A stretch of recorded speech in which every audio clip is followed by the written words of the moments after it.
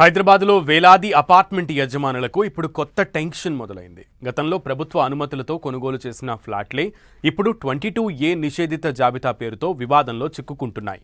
ఒకప్పుడు సాఫీగా జరిగిన రిజిస్ట్రేషన్లు ఇప్పుడు అదే భవనాల్లో కొత్తగా ఆగిపోతున్నాయి. ఫ్లాట్ అమ్మాలన్నా కొనాలన్నా బ్యాంక్ లోన్ తీసుకోవాలన్నా సమస్యలు ఎదురవుతున్నాయి. అసలు ప్రభుత్వ అనుమతులతో నిర్మించిన భవనాలు 22Aలోకి ఎందుకు వెళ్తున్నాయి? ఈ గందరగోళానికి కారణమేంటి? Let's watch this story.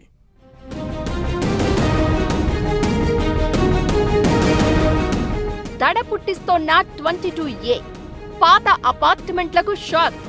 నిలిచిపోతున్న flat రిజిస్ట్రేషన్లు, ప్రభుత్వ భూముల జాబితాలో ప్రైవేట్ ఆస్తులు, దిల్సుఖ్ నగర్ నుంచి గండిపేట వరకు ప్రభావం. HMDA హుడా లేఅవుట్లలోనూ ఆందోళన.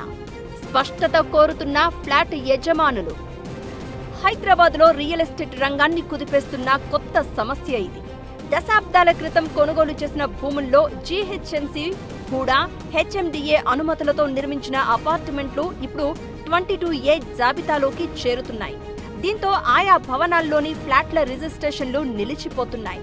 22A నిబంధన ప్రకారం ప్రభుత్వ భూములు, అసైన్డ్ భూములు, వక్ఫ్, దేవాదాయ, సీలింగ్ భూముల వంటి కొన్ని కేటగిరీల్లో రిజిస్ట్రేషన్లపై నిషేధం ఉంటుంది. అయితే భూ రికార్డుల పరిశీలనలో భాగంగా పాత రికార్డులను తిరిగి పరిశీలిస్తున్న సమయంలో ఈ సమస్యలు వెలుగులోకి వస్తున్నాయి. ఈ సమస్య ఒక్క ప్రాంతానికే పరిమితం కాలేదు.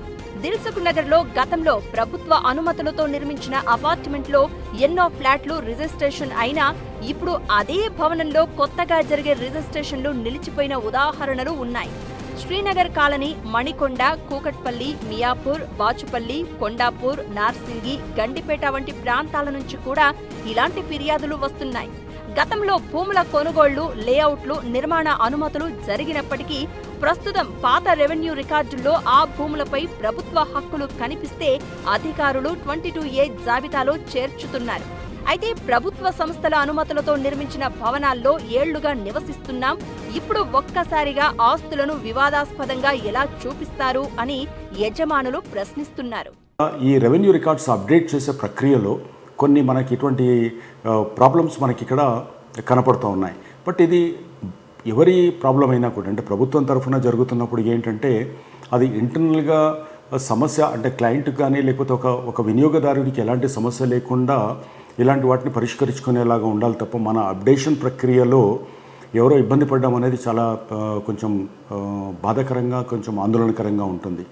సో దీని మీద ఈ అప్డేషన్ IGRS సాఫ్ట్వేర్లో కానివ్వండి, లేకుంటే భూభారతిలో కానీ వాళ్ళు అక్కడికి పోయిన తర్వాత వాళ్ళు ఓపెన్ చేసి చూసిన తర్వాత కానీ దీని మీద క్లారిటీ రావట్లేదు. సో ఇది ప్రతి వాళ్ళకి అంత అవేర్నెస్ ఉండదు. అంటే ఒక ట్రాన్సాక్షన్ జరిగేటప్పుడు దాంట్లో చెక్ చేసుకున్న తర్వాతనే కొనుక్కోవాలి అనేటువంటిది, ఇది అసలు 22 అంటే అంటే ఏంటి అనేది కూడా చాలాసార్లు చాలా విచిత్రంగా ఉండేటువంటిది. అందరికీ, అంటే సామాన్య ప్రజానికానికి అది కొంచెం కష్టంగా ఉంటుంది. మరోవైపు రిజిస్ట్రేషన్ శాఖ అధికారులకు ఇది సవాలుగా మారింది. ఒకే అపార్ట్మెంట్లో గతంలో రిజిస్ట్రేషన్లు పూర్తయినా ఇప్పుడు కొత్త లావాదేవీలను నిలిపివేయాల్సి వస్తోంది. భూ యజమానులు మాత్రం పాత అనుమతులు, ల్యాండ్ సీలింగ్ క్లియరెన్స్లు, HMDA లేదా హుడా ఆమోదాలు, పాత రిజిస్ట్రేషన్ పత్రాలను సమర్పిస్తే పునః పరిశీలనకు అవకాశం ఉంటుందని అధికారులు చెప్తున్నారు. అయితే రియల్ ఎస్టేట్ రంగంలో అసలు ఆందోళన అంతా రీసేల్ మార్కెట్ పైనే. ఒక ఫ్లాట్ యజమాని తన ఆస్తిని అమ్మాలంటే రిజిస్ట్రేషన్ తప్పనిసరి. అది ఆగిపోతే ఆస్తి విలువపై ప్రభావం, బ్యాంకు రుణాల సమస్య, వారసత్వ బదిలీలలో ఇబ్బందులు, కొత్త కొనుగోలుదారుల్లో అనుమానాలు తలెత్తే అవకాశం ఉంది. నిషేధిత జాబితాలో పోవడంతో ఒకప్పుడు కూడా ఏమవుతుంది, రిజిస్ట్రేషన్లు ఆపినప్పుడు ఒక 4 నెలలు ప్రతి ఒక్కరు కూడా ఇబ్బంది పడడం జరిగింది. రీసేల్ చేసుకోలేక, పెళ్లికి కావాలన్నా అమ్ముకోలేక, తర్వాత ఇంకో విధంగా ఏదైనా తన అవసరాలకు అనుగుణంగా దాన్ని ఏ రకంగా చేయాలన్నా కూడా ఇబ్బందికరమైన పరిస్థితి వచ్చిందనమాట.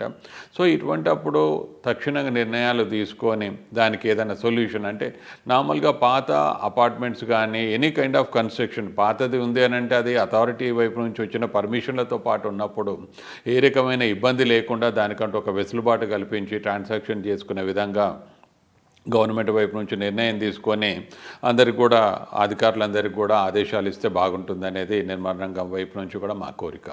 ప్రభుత్వ భూముల పరిరక్షణ అవసరమే అయినా ఏళ్ల క్రితం ప్రభుత్వ అనుమతులతో కొనుగోలు చేసిన సామాన్యుల ఆస్తులకు రక్షణ కల్పించడం కూడా అంతే కీలకం. ఇప్పటికే వేలాది ఫ్లాట్ యజమానులను కలవరపెడుతున్న 22A సమస్యకు ప్రభుత్వం ఎలాంటి పరిష్కారం చూపిస్తుంది? పాత అనుమతులకు రక్షణ కల్పిస్తుందా, లేక భూ రికార్డుల సవరణ ప్రక్రియ మరిన్ని ఆస్తులను వివాదాల్లోకి తీసుకెళ్తుందా అన్నది ఇప్పుడు హైదరాబాద్ రియల్ ఎస్టేట్లో హాట్ టాపిక్ గా మారింది.